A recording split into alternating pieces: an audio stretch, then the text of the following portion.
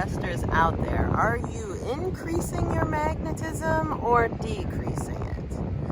Let's talk about that today. In this video, I'm going to go through 11 signs that you are increasing your magnetism and attracting things with force, and 25 signs that you are decreasing your magnetism and repelling what you are asking for. It's super important for us to be aware of the difference between an abundance mindset and a lack mindset, and we're really going to go down the list thanks to Napoleon Hill. Let's talk about it. I'm Sensei Victoria Whitfield from strategicmeditation.com, and this is our 4th out of 4 episodes looking at chapter 4 of the book Outwitting the Devil by Napoleon Hill, Secrets to Freedom and Success. This is the sequel to his classic Think and Grow Rich, but it was published 70 years after his wife passed because it was so controversial to be writing about the devil back in 1930 and so this book is not about like demonology or something like that. It's really about self-sabotage. Everybody has the angel and the devil on their shoulder, and in this book Napoleon Hill interviews the devil on his shoulder, the part of him that stops him from going for his goals, right, and pursuing his dreams.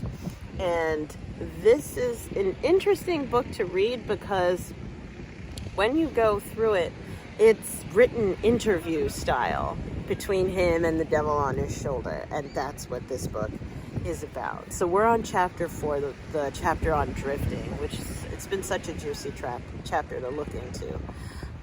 By the way, I'm a Reiki Master Teacher and High Performance Coach. I help impact-driven entrepreneurs and self-employed spiritual seekers to increase their energy so they can increase their income and impact. So if that speaks to you, stay tuned. Make sure you hit subscribe here on YouTube or hop on my email list at victoriawhitfield.com/free gift. When you sign up there, by the way, you'll get 2 free abundance and grounding meditations for empaths. With that being said, today's topic, we're looking at identifying whether you are attracting or repelling what you are manifesting.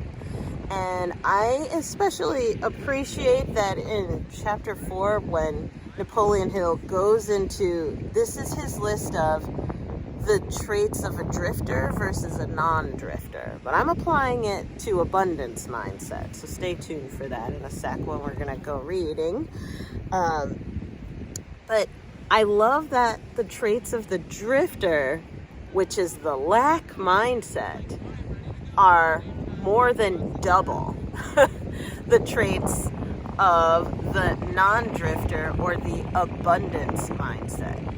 Why would he take a little more than 2 times the amount of time to describe the negative, the repelling side? Well, for one, that's what this book is about overall. It's talking to the dark side and getting all of the tricks of how we sabotage ourselves and stop ourselves from going for what we care about, right? And thinking and growing rich, essentially. That's why this book is the sequel to Think and Grow Rich. It's such a good book. But at the same time, the human mind is searching for the negative. We're wired for that. It's an evolutionary development that we tend to look for the negative, for the drama, for the issues, for the problems, for the pain first. In life, there's only 2 main motivators, psychology shows us. It's either pleasure or pain. And we as human beings, over 10,000 generations, have been wired to look for the negative first. And so he takes twice, over more than 2 times the amount of time to describe what is an I would call an anti-abundance mindset, right? Indicators that you have an like a repelling abundance, a repelling the good, a repelling magnetism. You have an anti-abundance mindset. He takes that time because the average person who is resisting thinking and resisting growing rich is going to resonate much more with the negative.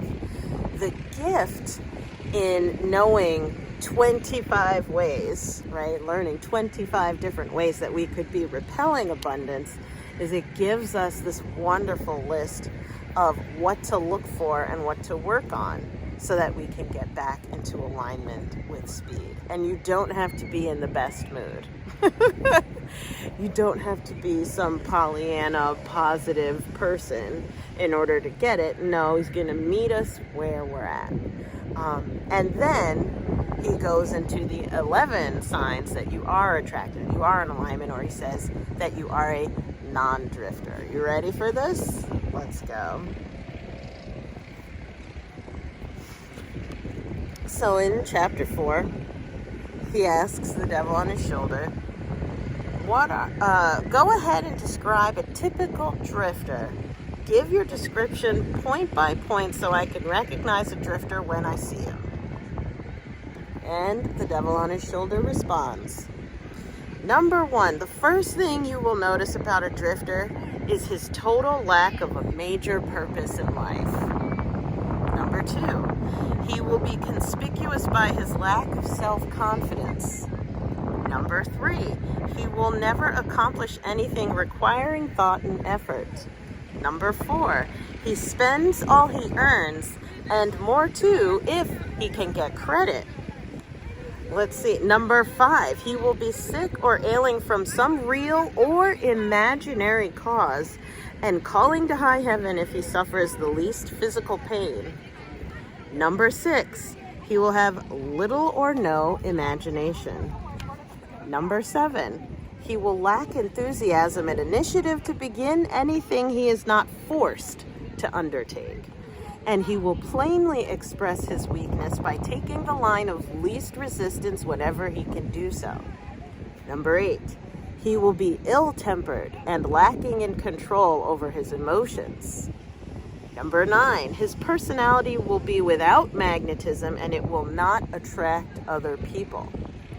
Number 10, he will have opinions on everything but accurate knowledge of nothing.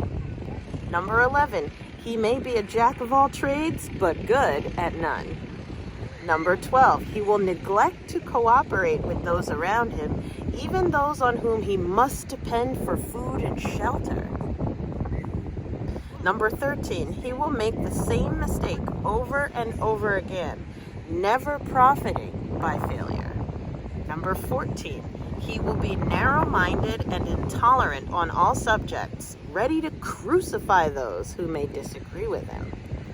Number 15, he will expect everything of others but be willing to give little or nothing in return. Number 16, he may begin many things, but he will complete nothing. Number 17, he will be loud in his condemnation of his government, but he will never tell you definitely how it can be improved. Number 18, he will never reach decisions on anything if he can avoid it, and if he is forced to decide, he will reverse himself at the first opportunity. Number 19, he will eat too much and exercise too little. Number 20, he will take a drink of liquor if someone else will pay for it. Number 21, he will gamble if he can do it on the cuff. So that's like kind of for free, right? Number 22, he will criticize others who are succeeding in their chosen calling. Number 23, in brief, the drifter will work harder to get out of thinking than most others will work in earning a good living. Number 24, he will tell a lie rather than admit admit his ignorance on any subject. And number 25, if he works for others, he will criticize them to their backs and flatter them to their faces. Whoa, whoa, whoa. Stop the presses, Batman. This is the 25 traits of the anti-abundance mindset. If you see any of these 25 traits in anyone that you know, including someone who happens to be in your mirror, watch out. They are repelling the good. Even if that's socially acceptable to do, like to smile in your boss's face but to talk crap about them behind their back, and maybe that'll earn you points with your coworkers because they're doing that too. But did you know that that actually is lowering your vibration? That's blocking your blessings in a very sneaky and insidious way? Watch out for that. But while we're at it, I mean, so good. I recommend rewinding and going back through this over and over again.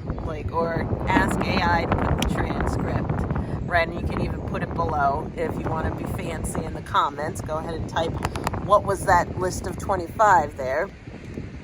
But with that, let's now move on over to, okay, so if that's what's blocking, right, what's repelling the good, what are the traits, what are signs, 11 signs, such a good number, my favorite number, I was born on the 11th, right, master number, such a good number. What are 11 signs that you are attracting, that you are in alignment with abundance, with receiving more good and what you've asked for, manifesting? Let's go. So Napoleon Hill asks, you've given me a graphic description of the drifter. Please now describe the non-drifter so that I may recognize him on sight. And the devil on his shoulder responds. Number 1, the first sign of a non-drifter is this. He is always engaged in doing something definite through some well-organized plan which is definite. He has a major goal in life toward which he is always working, and many minor goals, all of which lead toward his central scheme. Number 2, the tone of his voice, the quickness of his step, the sparkle in his eyes, the quickness of his decisions clearly mark him as a person who knows exactly what he wants and is determined to get it, no matter how long it may take or what price he may have to pay. Number 3, if you ask him questions, he gives you direct answers and never falls back on evasions or resorts to subterfuge. Number 4, he extends many favors to others, but accepts favors sparingly or not at all. Number 5, he'll be found up front whenever he is playing a game or fighting a war. Number 6, if he does not know the answers, he will say so frankly. That is such a good one. Number 7, he has a good memory, never offers an alibi for his shortcomings. Number 8, never blames others for his mistakes, no matter if they deserve the blame. Number 9, he used to be known as a go-getter, but in modern times he is called a go-giver.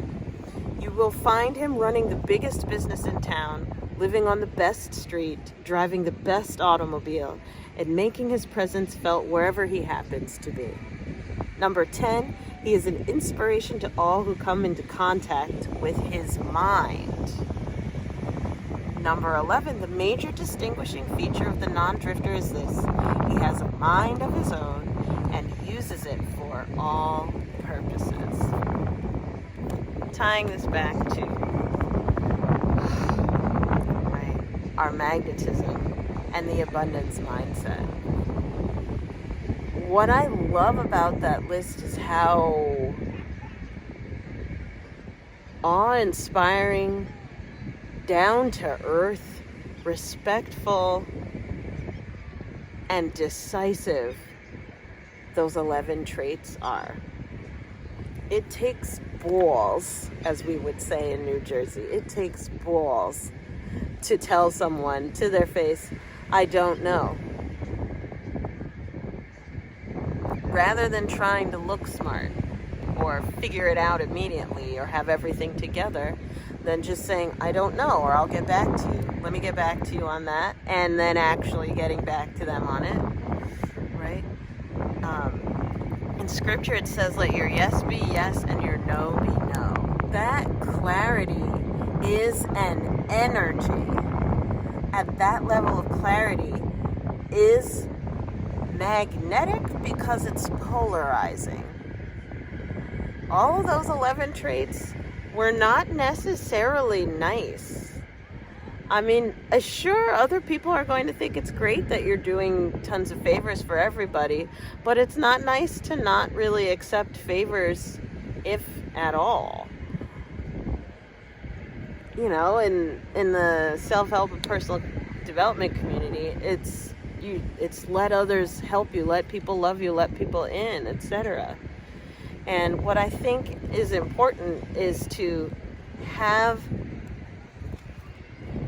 the experience of owning your life and owning up to what's important to you first, and then struggle with receiving the help of others. It is more profitable to be strong first and then deal with the challenge of vulnerability than to live life vulnerable and expecting others to make up for what you're lacking or to pick up the slack. Be kind to yourself if